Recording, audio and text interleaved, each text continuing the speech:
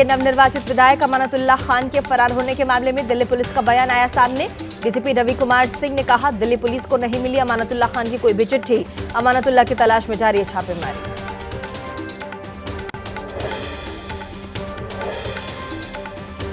वहीं विधायक अमानतुल्लाह पर गिरफ्तारी के बाद मकोका लगाने की भी तैयारी है। पुलिस को शक है आम आदमी पार्टी के नेता अमानतुल्लाह को भगाने में मदद कर रहे हैं। वहीं मीठापुर में मिली है आखिरी लोकेशन।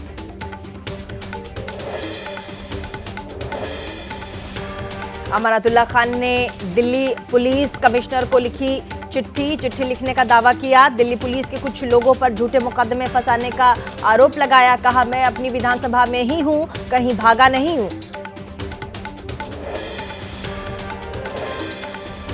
वहीं दिल्ली में सरकार गठन पर हलचल तेज। दिल्ली बीजेपी अध्यक्ष वीरेंद्र सचदेवा की चुनाव प्रभारी विजयंत पांडा और अलका चौधरी के साथ बैठक में बीजेपी सांसद रामवीर सिंह बिधोड़ी, बांसुरी स्वराज, हर्ष मल्होत्रा, प्रवीण खंडेलवाल, विष्णु मित्तल नजर आए।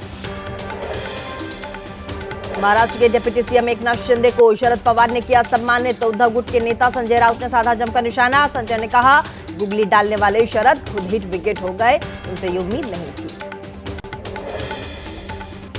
शिवसेना उद्धव गुट की सांसद प्रियंका चतुर्वेदी ने महाराष्ट्र के डिप्टी सीएम एकनाथ शिंदे को कहा, गद्दार। बोली, शरद पवार को नहीं करना चाहिए था गद्दार का सम्मान, अमित शाह के इशारे पर किया गया सम्मानित।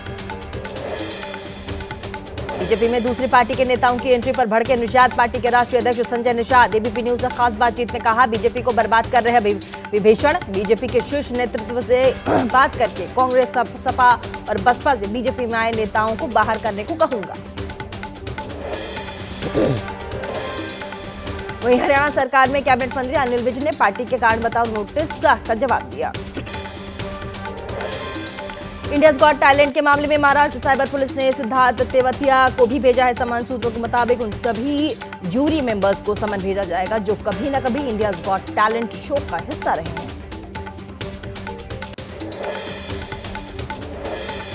इंडियाज गॉट टैलेंट के मुख्य आयोजक समय रैना के वकील ने महाराष्ट्र साइबर पुलिस को दी है जानकारी। बताया, विदेश में समय रैना 17 मार्च को लेंगे वापस। साथ ही जांच अधिकारी के सामने पेश होने के लिए मांगा है टाइम। दूसरी तरफ अहमदाबाद, दिल्ली, मुंबई और बेंगलुरु में रद्द हुए समय रैना के शोज। मुख्यमंत्री नीतीश कुमार के बेटे निशांत की राजनीति में एंट्री के संकेत। वहीं कांग्रेस नेता रवि गोल्डन कुमार ने पटना में कई जगह लगाए पोस्टर्स। लिखा, राजा का बेटा राजा नहीं बनेगा, हर नॉर्थ की जनता जिसको चाहेगी वही राजा बनेगा। रविदास जयंती के कार्यक्रम में शामिल हुए मुख्यमंत्री नीतीश कुमार। नीतीश ने फिर दोहराया, बीजेपी के साथ ही रहूंगा, आरजेडी के साथ नहीं जाऊंगा, मुझे सीएम अटल बिहारी वाजपेयी जी ने बनाया था। लखनऊ में संत शिरोमणि गुरु रविदास जयंती पर कार्यक्रम का आयोजन। सीएम योगी ने कार्यक्रम में शामिल होकर गुरु रविदास की प्रतिमा पर अर्पित किए पुष्प।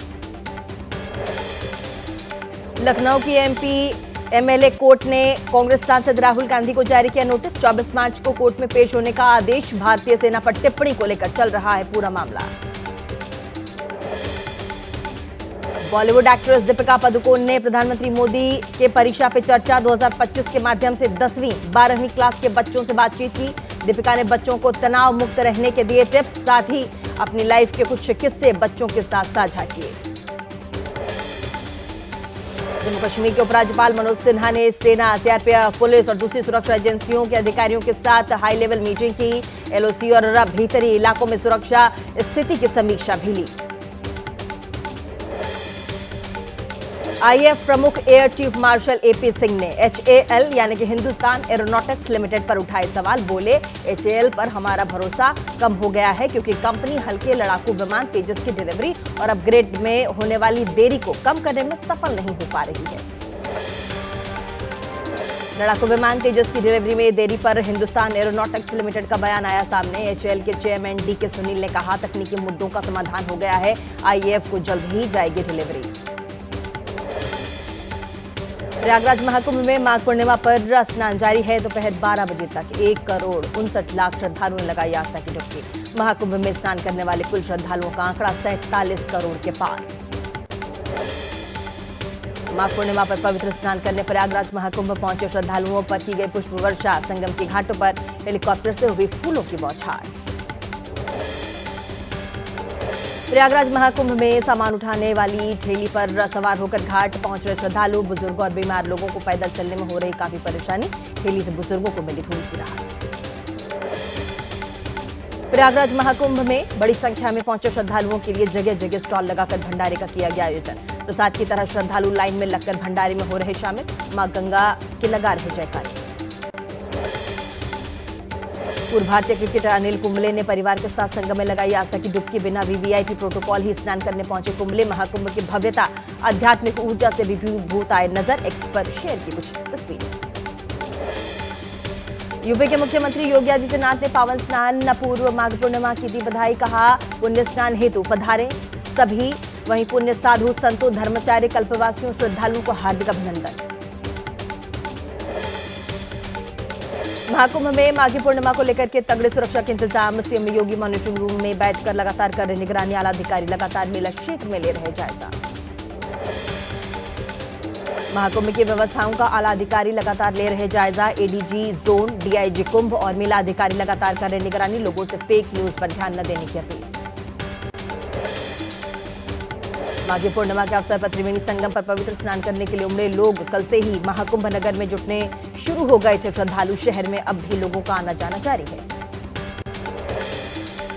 आज से स्नान के पूर्व के साथ खत्म हो जाएगा कल्पवास। तकरीबन 10 लाख संत, महात्मा और श्रद्धालु संगम की रेती पर 1 महीने से कर रहे कल्पवास।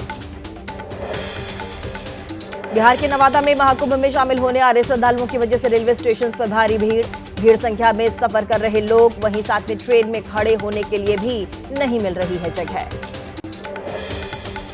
यात्रियों की सुरक्षा को देखते हुए प्रयागराज के सभी रेलवे स्टेशन पर खासा इंतजाम। प्रयागराज जंक्शन समेत शहर के सभी 9 रेलवे स्टेशन से लगातार चल रही स्पेशल ट्रेनें। कोच में दिख रही भारी भीड़। माघ पूर्णिमा के अवसर पर हरिद्वार में गंगा स्नान के लिए पहुंचे लाखों श्रद्धालु। हर की पौड़ी पर आस्था की डुबकी लगा रहे लोग। मां गंगा की पूजा कर साधु संतों से ले रहे आशीर्वाद। वाराणसी में माघ पूर्णिमा पर गंगा स्नान के लिए घाटों पर उमड़े श्रद्धालु। भीड़ के चलते दशाश्वमेध समेत गंगा के विभिन्न घाटों पर होने वाली संध्या आरती स्थगित। एमपी के उज्जैन में शिप्रा नदी में आस्था की डुबकी लगा रहे श्रद्धालु। भीड़ को देखते हुए रामघाट पर पुलिस ने सुरक्षा के किए पुख्ता इंतजाम। माघ पूर्णिमा के अवसर पर बड़ी संख्या में उज्जैन पहुंच रहे लोग। दिल्ली के यशोभूमि कन्वेंशन सेंटर में चल रहे इंडिया एनर्जी वीक का आज दूसरा दिन होगा।